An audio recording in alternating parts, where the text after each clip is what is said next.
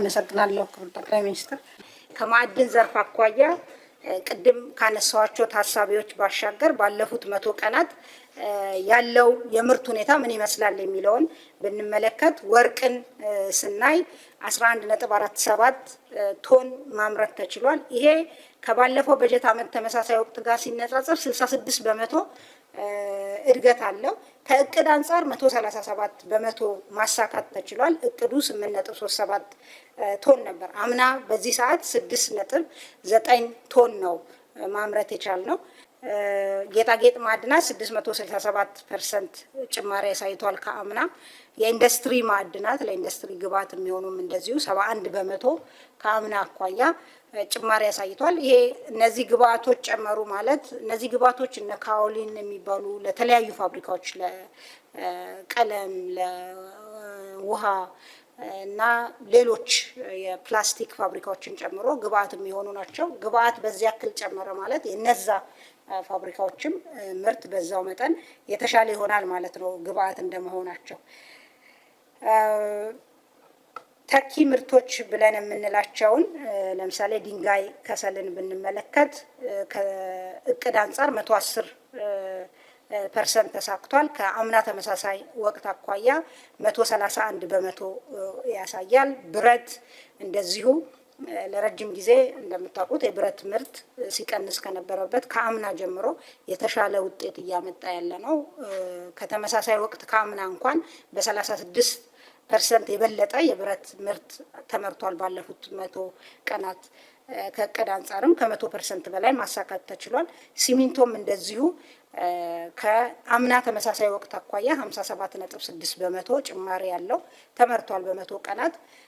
ሌላው እንግዲህ ከእቅድ አንፃር 89% ነው።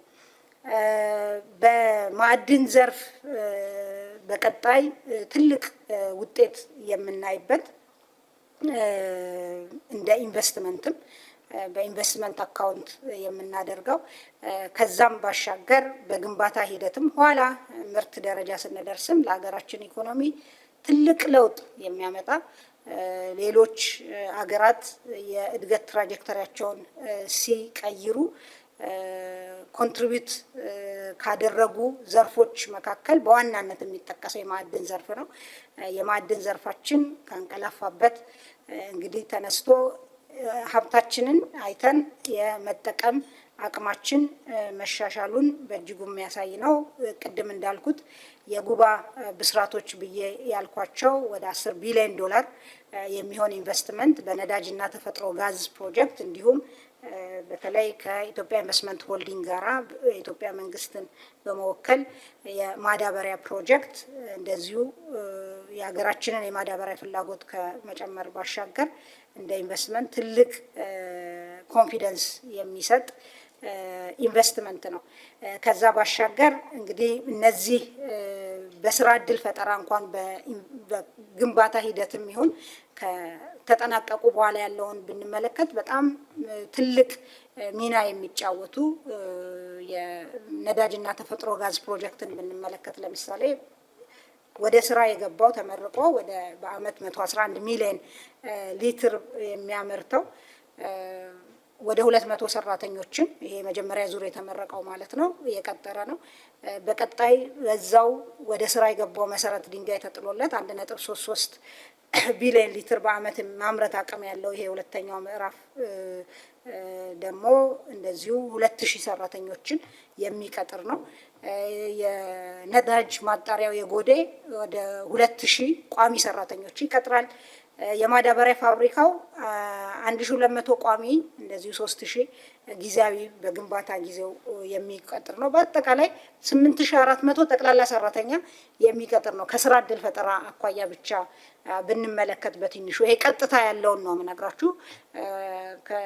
ቀጥተኛ ያልሆነ በእነዚህ ኢንቨስትመንቶች እዛ አካባቢ መሄድ የሚፈጠረው ተጨማሪ የስራ እድል እንዳለ ሆኖ እንግዲህ ከስራ እድሉ ባሻገር በጣም ትልልቅ እሴቶችን ለእድገታችንም ይሁን በአጠቃላይ ለኢኮኖሚው የሚያመጣ ነው።